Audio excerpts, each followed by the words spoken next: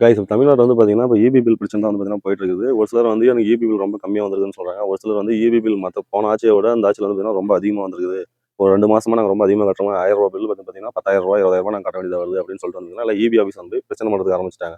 சரின்னு சொல்லிட்டு நம்ம ஆன்லைன்ல போய் செக் பண்ணி பார்க்கலாம். ஒரு யூனிட் எவ்வளோ போட்டுருக்காங்கன்னு சொல்லி செக் பண்ணி பார்க்கலாம்னு சொல்லிட்டு போய் பார்த்தா, போன ஆட்சியில வந்து பார்த்தீங்கன்னா 0 to 100 வரைக்கும் வந்து பார்த்தீங்கன்னா ஃப்ரீ. 100 யூனிட் போன ஆட்சியில ஃப்ரீ.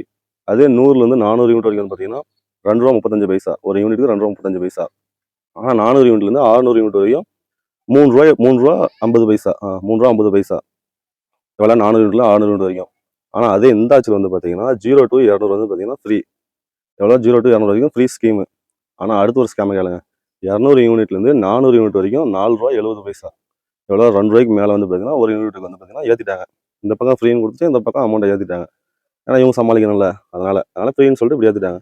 அதே 400லேருந்து 500 வரைக்கும் வந்து பார்த்தீங்கன்னா ரூ. 6.30. இதே நாம சொன்னா நிறைய பேர் வந்து பார்த்தீங்கன்னா வந்துருவாங்க. என்ன அந்த ஆச்சு குறை சொல்றீங்களா, அதை குறை சொல்றீங்களா, இதை சொல்றீங்களான்னு சொல்லிட்டு. சரி எனக்கு ஒரு டவுட். நான் எங்களோட ஈபி பில் வந்து பார்த்தீங்கன்னா செக் பண்ணி பார்த்தேன். எனக்கு ஒரு டவுட். வாங்க வீடியோ.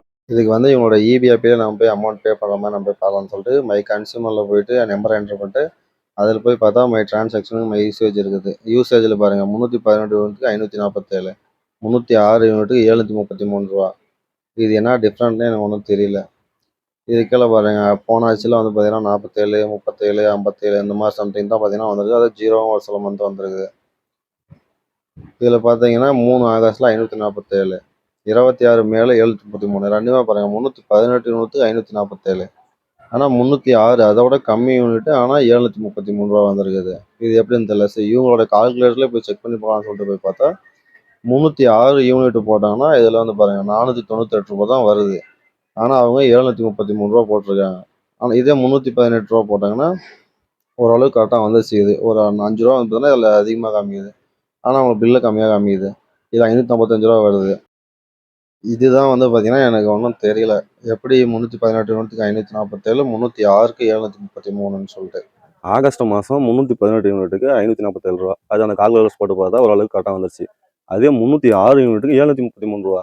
அது அந்த கால்குலேட்டரில் இவங்க வச்சிருக்க கால்குலேட்டரில் போய் பாட்டு பார்த்தா 400 சில்லறை தான் வந்து பார்த்தீங்கன்னா வருது. 497 சம்திங் தான் வந்து பார்த்தீங்கன்னா வருது.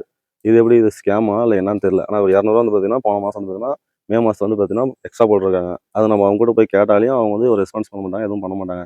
ஏன்னா இப்போ எவ்வளோ பேர் போய் கேட்டு அந்த ரெஸ்பான்ஸ் பண்ணல. அதை நம்ம வீட்டில் வந்து பார்த்தீங்கன்னா தெரியாமல் பார்க்காம போய் கட்டிட்டாங்க.